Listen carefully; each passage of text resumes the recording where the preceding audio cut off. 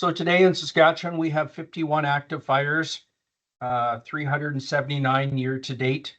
Our 5-year average is 289.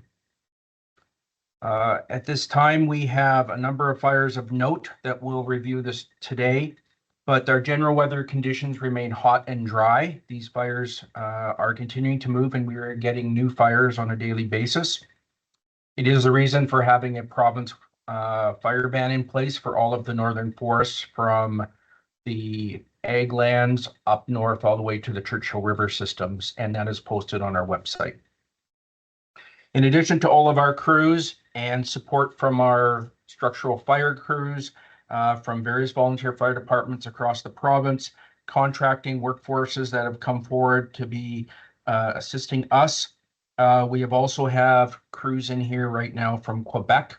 We have air tankers in Saskatchewan from Quebec as well. 40 Australians arrived and have engaged in the Beauval area on some of those fires.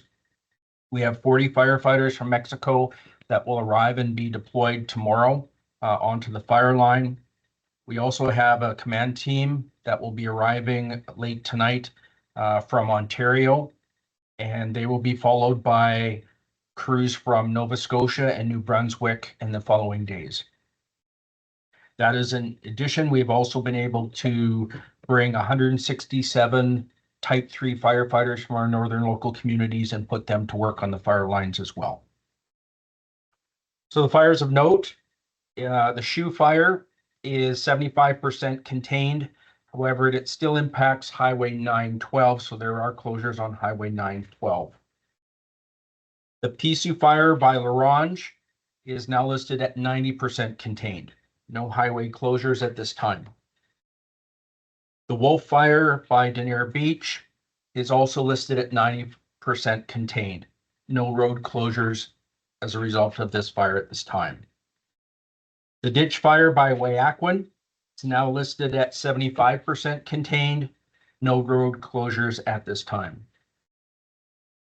The Muskeg fire, which is in the Beauval area, is not yet contained. There are highway closures on Highway 918 and Highway 165, and there's fire in the vicinity of Highway 155 at that junction. The Bull fire, which is at the northern edge of Prince Albert National Park, is not yet contained. We are working in a joint command, unified command structure with the national park. It has resulted in the closure of Highway 916. And the Trail fire, which is west of the Muskeg fire, also not contained, is impacting Highway 903 at this time. That has led to, currently we have 8 communities that have evacuated some or all of their citizens. 4 of those communities have evacuated health risk individuals, and 4 have evacuated all non-essential personnel. That means that there is actually about 1,700 individuals currently evacuated from their communities, and they are being supported by the Saskatchewan Public Safety Agency, the Meadow Lake Tribal Council, and some are staying with families and friends and receiving food support from the Public Safety Agency.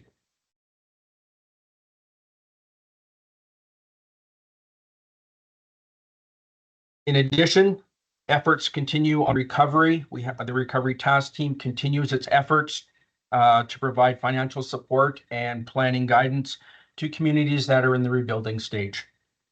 That will continue in the coming weeks. And the SPSA continues, the government of Saskatchewan continues to support people that are displaced. That includes the payments of $500 to people who have had to evacuate and then have to return to the home and do cleanup and those types of activities. People who are supporting them themselves during an evacuation are also able to be supported with food security checks. And those checks are outgoing to communities on an ongoing basis from the agency. So I'll just wrap up there for a little bit, Kara, and then we can take some questions. Thanks, Steve. We are going to go to 2 o'clock today, and then we will wrap up. And once we are completed this call, just let everyone know we will put the recording up on YouTube and Facebook. So with that, we can go to first question. And before you ask a question, please just state your name and your media outlet. Maria? Maria R. Marija, I apologize.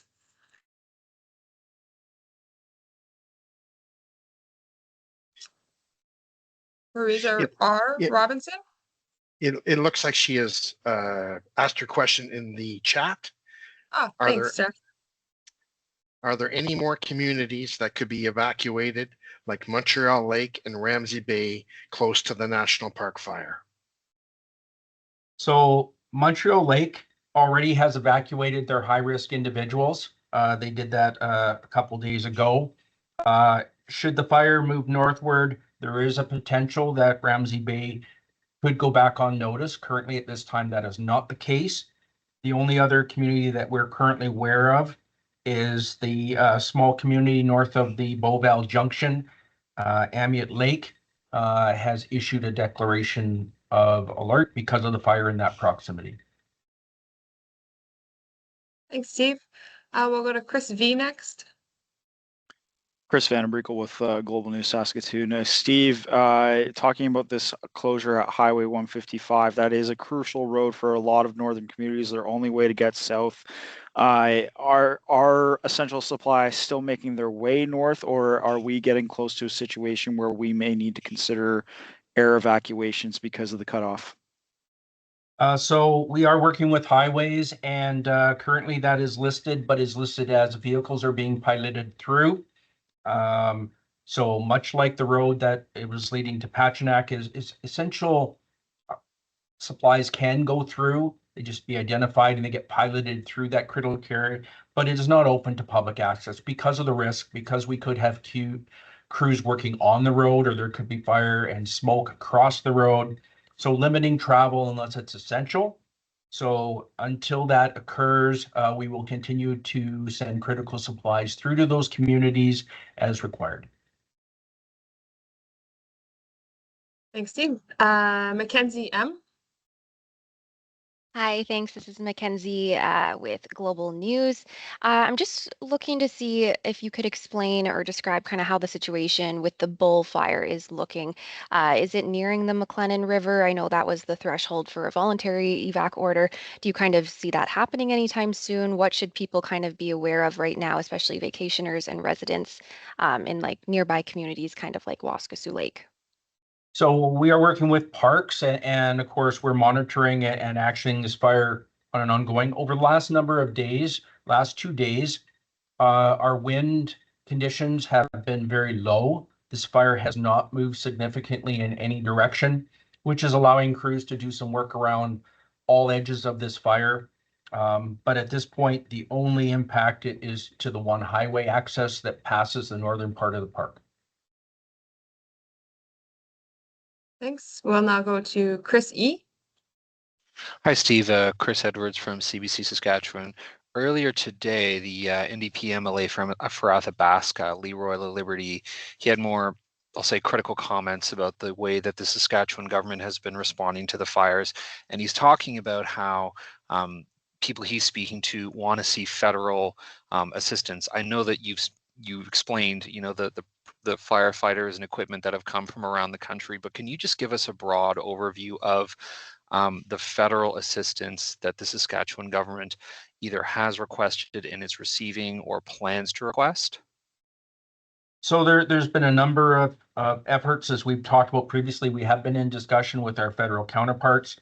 Our Minister McLeod has sent a letter to his corresponding minister requesting some resources, specifically values protection resources from across the country to augment what we already have. A general increase if there's available helicopter that could be deployed and added to move crews around to do some work. In addition, we have asked and received permission to use a fire camp from Department of National Defense should we need it. At this time, we have been able to support our camps with our own camp resources. So, but that option is available should we require it. The offer of aerial support has not been required because all of our evacuations have been able to be facilitated through ground transport in a timely manner. Thanks. Okay, next we'll go to Jeremy S. Yeah, Jeremy Symes with the Canadian Press. I'm just wondering how much of an impact you think this additional help from crews from other provinces, from Australia, from Mexico, on suppressing these fires will have. Well, to be honest, we need more boots on the ground. We have a lot of fire on the landscape. And to be honest, our crews have been working for over 6 weeks now, almost nonstop. So the more resources we can put to bear on these fires, the better control we will have of them. It also allows our staff to get a little bit of reprieve. It's a stressful, long hours, harsh conditions in many cases, sometimes around the clock. So having more resources is definitely a benefit. It's also the resources that we can obtain from our volunteer fire departments across the province have also greatly helped by putting them on the fire line. Okay, we'll go to Chris V. Follow up. Yeah, Steve, following up on my previous question with you saying that vehicles are being piloted through if they're essential services. What about those in the northern communities who have medical appointments to the south? Do they get piloted through, or how does that work? Yeah, the same issue is, I mean, if there's a medical or an emergency need or an essential need, we can manage that. So very often those people are transported by medical transport already. So for instance, an ambulance could go through a routine medical trip that takes citizens to a medical site. But you have to, beyond that closure, there's also a number, for instance, the hospital at Buffalo Narrows, the hospital at Isle Cross. So there are already medical facilities on the other side of the line that can support many of those medical needs. If they have to come to a specialist appointment, then yeah, if they identify that, we will be able to make sure there's a timely, safe way for them to go where they need to go. Jeremy S. for follow up. Yeah, I just want to ask about the Muskeg fire. Can you explain just what it's doing and how it's moving and what the fight against it looks like? So we've actually had a lot of success on the northern parts of that fire. When the fire went south past Beauval, it got into a section called the Forks where the highways join at the river. That is an area that's been kind of busy for us. Again, there's some wet conditions. That is the reason for the 155 closure. That's by Amiot Lake. So it's right at that junction between 155 and where 165 crosses. So we are working in that area. That's an area of concern for us, but that's taking the brunt of our efforts. And on the other note, because of proximity, we have merged the Northern Smith fire and the fire to the south into that as well, so that it's all called the Muskeg fire. So there's less confusion on which fire we're talking about in that geographic area. Thanks, Steve. We have one more from Chris V.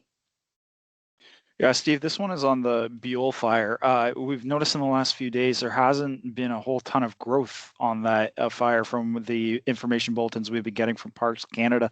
What has made the suppression effort against that fire so successful thus far compared to some of the other fires that we've seen in Saskatchewan, like the Muskeg, like the Shoe fire this season so far? Simple answer is wind. The last 2 days that we have not seen very much. Winds have all been sort of in the 5 to 15 kilometer an hour window throughout the day.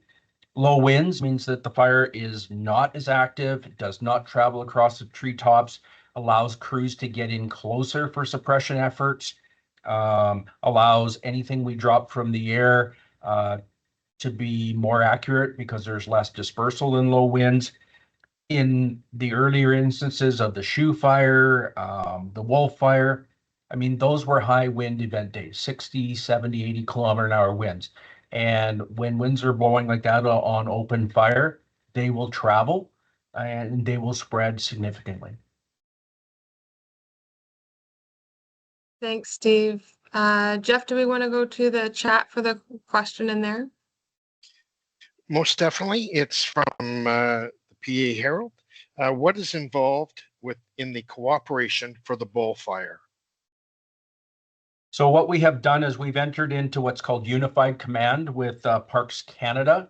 So all of our senior staff that are working on that fire are now working alongside the senior staff. So that means all of the management, the strategic planning, the assessments, the resourcing gets coordinated. So we don't get in each other's way. We don't get cross purposes, and we have the same strategic objectives when we're managing that fire. So that is common. It would happen if, for instance, if we had a fire on the Alberta-Saskatchewan border, we would enter an arrangement with Alberta. So it just happens that Parks Canada is a different jurisdiction where they have their own authority. We have our own authority on our side, but we've agreed to work cooperatively together to make sure we get the best overall impact and result. Thanks, Steve. Chris V. I'll always keep asking questions. Steve, as far as wildfire fighting budget goes, do you guys have any sort of preliminary tally on how much this has cost so far, and whether you're well past what is usually budgeted for a wildfire season? Well, it's been busy, but we do not have a fixed budget for variable suppression cost. We get an allocation, and then we track costs as we go, depending on how much fire activity. So again, we could be fortunate and all fire activities, we could get a big rain and stop, or we could be busy into July, August, and sometimes into September. So it's very variable. We do not have current costs for current measures, but we'll allocate what we need to fight people or to fight fires and support people, as that's our mandate. Thanks. And Jeremy S. Yes, just about bringing in the extra help. Just to follow up there, what's the expectation there? Like, do you expect that this will help you guys contain these fires? Well, you heard the numbers, like some of the big fires that we've had on the books for a while are now reaching almost full containment because of the efforts, because of the 100 firefighters we received from Quebec, because of the firefighters we received from the United States, and because of the firefighters that we've received from across Canada. Essential, the more resources we can put on the ground and manage, the better our containment efforts will be. And that's the long-term goal, is to prevent these fires from spreading and prevent them from impacting our communities further.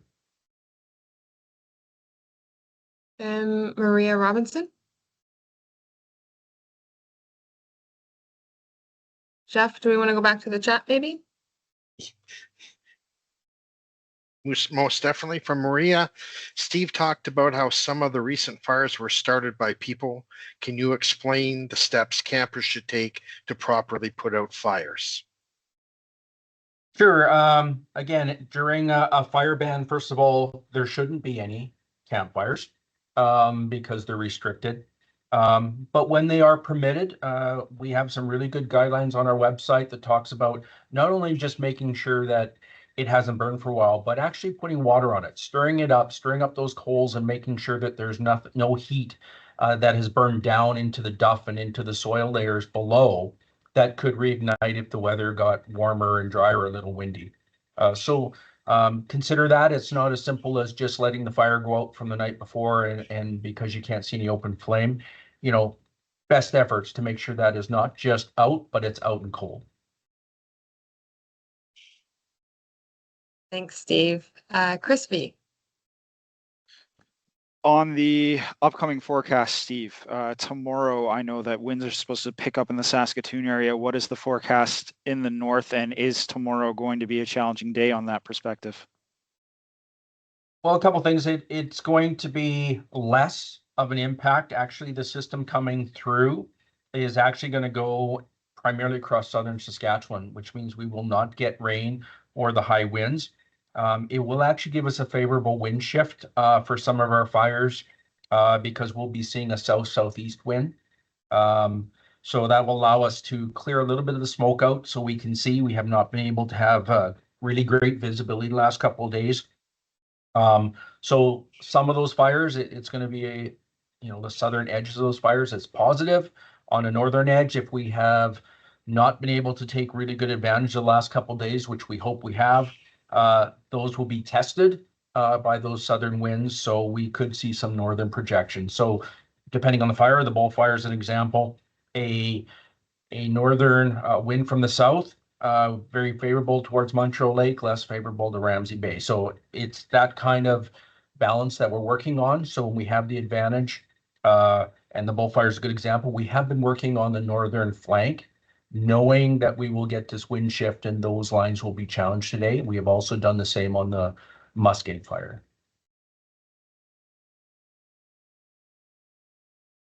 Okay, not seeing any further questions. If you have any other questions, please send them to media.spsa@gov.sk.ca and have yourselves a safe rest of the day. Thank you.